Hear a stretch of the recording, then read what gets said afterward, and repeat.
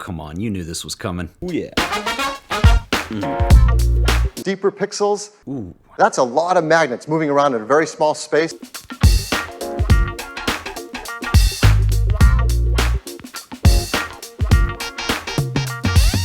If you want one of these, free shipping until February 12th. I'll put a link in the show description.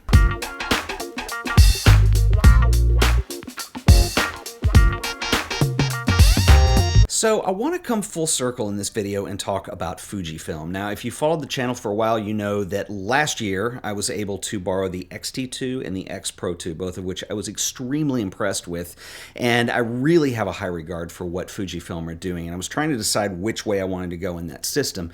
And around that time, I guess by the time we got to October, I had an opportunity to work with Phase 1, and then Hasselblad came along, so I've kind of been off in this medium format territory for a while, but I wanted to come back and talk about Fujifilm as I finally decided actually not to go with either one of those cameras. I ended up going with the new X-E3, and there's a couple reasons why, and I want to talk about the X-E3 because I'm really actually very impressed with this camera.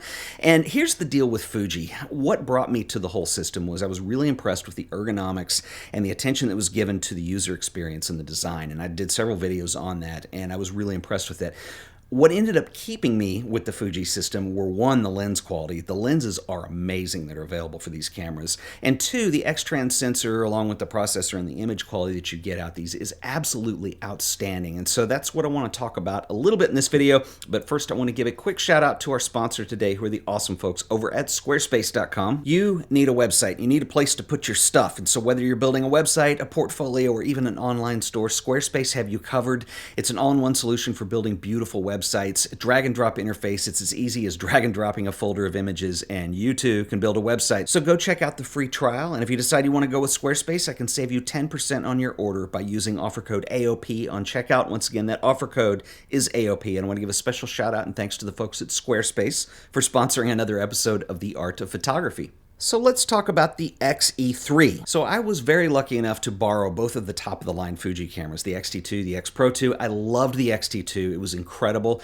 The X-Pro2 I liked even more, and I really liked the rangefinder influence design that it had and this real retro look. In fact, I got grilled in the video when I called it a rangefinder, and I know it's not actually a rangefinder, but the viewfinder in there is amazing. The fact that you have several different modes, whether you want to just use a straight-through optical viewfinder or whether you want the EVF displayed on there, or there's this third mode where you can actually dial in and focus on specific things. I thought it was really impressive. Now, the deal with the X-Pro2 is that's really what I was leaning towards, but I found as I was using the camera that I wasn't actually using any of the options on that viewfinder. As cool as they were really more kind of just to show people how impressive it was than something that was really practical, for me at least. And so I liked that camera, but it was still a little big, and then the X-E3 was announced, and that's why I ended up going with this, because you do lose some of the dials on the top, but you get them back in other ways because it's very customizable. I'll talk about that in a second. The other thing that this has going for it is this camera is way under $1,000, and so it is a lot less than the other two cameras that I got to borrow. And when I mentioned that I came to Fuji for kind of the awesome user interface and the feel of them, I ended up staying for the image quality and also those lenses, and I thought it would be a smarter idea for me to put my money into lenses than into the body itself. So that's kind of what ended up making the decision for me. So the X-E3 is kind of a little brother, no frills version of the X-Pro2. The layout changes slightly, but it is highly customizable. You do lose the groovy viewfinder options, and the viewfinder on the X-E3 is smaller. You also lose weather sealing, and it is single card slot only, but you do gain a touchscreen, which is very useful. It has slightly better autofocus and a faster burst rate, and most important, the price is well under what you see with the X-Pro2. The main thing that I wanted out of a Fuji system was to have something that was small, fairly compact, and easy to carry around, because I wanted to use the system mainly for candids, for street photography. I wanted it to be a small enough camera that I would be inclined to have it with me, and the EX3 has delivered on all accounts. It's been absolutely fantastic. I don't find myself using the electronic viewfinder. I use the screen on the back most of the time, but the autofocus is outstanding. Now, the speed of the autofocus will vary depending on what lens you're using, but in my experience, I found it to be very accurate, and a lot of that is due to the fact that they are now using contrast and phase hybrid autofocus system in here, and it is absolutely outstanding. So I want to talk for a second about how I have the X-E3 set up, because as I mentioned earlier, you do have fewer dials than you do on the X-T2 or the X-Pro tool, but you still have access to everything. Now, one thing I want to say before I get into this, if you're not familiar with the Fuji system, most cameras have a mode selection dial, so you can go to program mode, aperture priority, shutter priority, X-E3, in fact, all the Fuji cameras work differently. In fact, on the aperture collar on the lens, you'll see that there is an A mode. That's what I'm in right now. If I want to dial in the actual aperture, if I want to go to f16 or f11, I just dial it in. And now all of a sudden I'm in aperture priority mode. So you don't go flip a dial to get into that mode. You just grab whatever it is you want to control and you do it from there.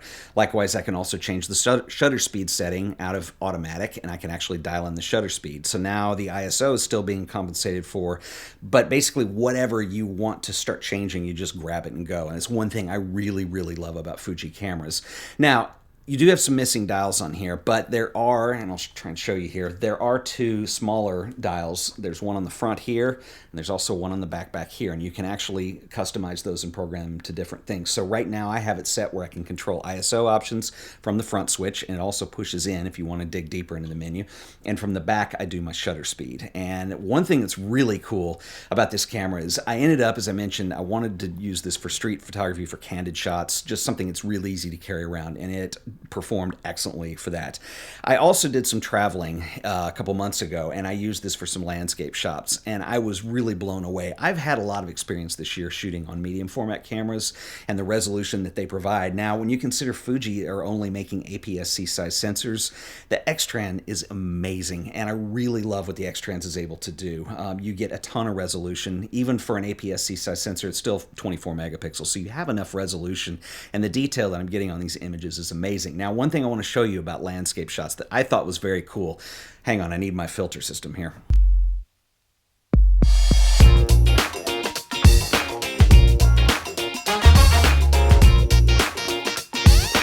Nine-stop neutral density filter. Gradient filter. All right, so neutral density filter, gradient neutral density, we are slowing down the exposure considerably. Now, why would you use this? Well, there was one shot in particular where I was shooting over this pond. I wanted the clouds to have a slight blur, and I wanted the water to kind of just ice over. I didn't want to see ripples in it. I want it to have that really glassy effect. So that's why you use neutral density filters, and it results in a much slower shutter speed. In fact, sometimes you want like a 5-minute shutter speed, or like a 2-minute, or depending on how much neutral density you've got on here, how much you want to slow that motion down. So here's the cool thing about the X-E3. I'm going to take the shutter dial and I'm going to move this clear over to T. So on older film cameras, T was this time mode, and basically you would press the shutter release once to open the shutter and press it again to close, and you can even use a cable release if you didn't want to move the camera.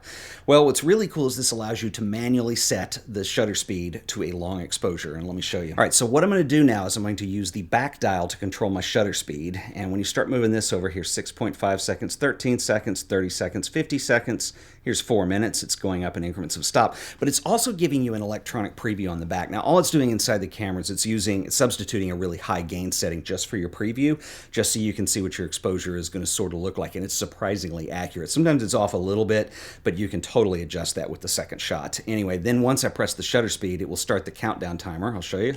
And we're at 4 minutes, 3:59, and it just counts it down until the exposure's finished.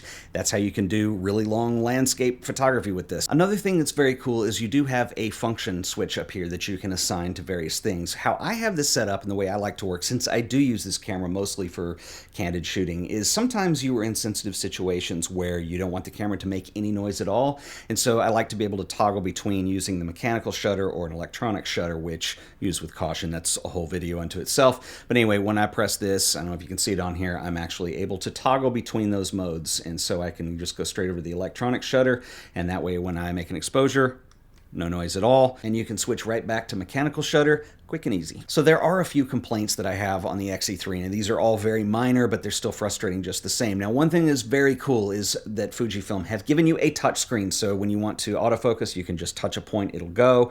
Super easy to use. You can also use the joystick to toggle around. Anyway, super easy. What I don't like is they have given you these swipe functions. So the whole idea is that if I swipe from the right, I'm able to kind of bring up this little sub-menu for my film simulation. So when I swipe to the right, that's what it's supposed to do. What I've found is in reality is that you swipe and it's just moving the autofocus, or if I'm in image playback, it'll swipe over when I'm trying to go to the next image. Anyway, there's too much going on the screen. It's not very big, and I think that's just kind of cumbersome in how that's done. These aren't functions I use a lot anyway, and you can turn those off, but that is a minor complaint that I have. Second minor complaint is this. You guys will notice that I am using the optional grip on here, which I actually do recommend. It's not a difficult camera to hold, but the grip does give you a little extra stability in there. Now, the reason I actually bought the grip is you will notice where the tripod socket where the grip attaches, it's not right under the lens. So that means if you don't have the grip, your tripod attachment will not be under the lens. So if you're trying to do any kind of panoramic stuff where you're going to stitch later or anything like that, forget it. So you actually do need the grip. The problem with the grip is that it's another $130. So why can't you just build it into the camera? Anyway, one cool thing about the grip though is you may have noticed that I'm not using a tripod adapter because the grip has these little wings that hang out and it is Arca Swiss compatible. So if you use an Arca Swiss tripod mount, all you have to do is pop it on there and swing it in. So that is kind of cool. But anyway, I just kind of wish they didn't ask you to spend another $130 on that when it should probably just be included and up the price or whatever, so we don't know. It just becomes something to complain about. So all in all, I've been really happy with the X-E3, and what I wanted was something that was smaller than the X-T2 and the X-Pro2, but still had the same image quality and access to the same lenses, and it's exactly what this delivers. In fact, I might even say it's got... Of course. But seriously, this brings me back to a point that I've made that I've been very frustrated with over the last couple of years with camera manufacturers and camera design in general. Now, a lot of camera companies will come out and they will have some kind of flagship model, and then they release models underneath that are missing features that are not found on the flagship model. And essentially what they're doing is they're protecting the top of the line. They want you to spend the money on the flagship. I don't get the sense that Fuji are doing that at all. I think what Fuji are doing is they're supplying different designs for different price points for different approaches to photography and what's actually going to fulfill your needs as a photographer, which is really important in modern camera design, not protecting something at the top of the lineup. And so hats off to Fuji. You don't have all the dials and stuff that you do on, say, the X-Pro2, but the whole idea is that this is a smaller camera, and they do have workarounds for stuff that you might be missing with physical dials. And so, anyway, I think it's an incredible value for the money. And like I said, it's allowed me to kind of put my finances into actually buying lenses for this thing, which is really one of the key points with Fuji, is you have the image quality, and a lot of that has to do with the X-Trans sensor, the processor, and then the lenses that they make are absolutely outstanding. So, anyway, that's about all I got today. If you guys have any questions, please leave a comment below. I want to hear from you. I will see you guys in the next video. Until then, later.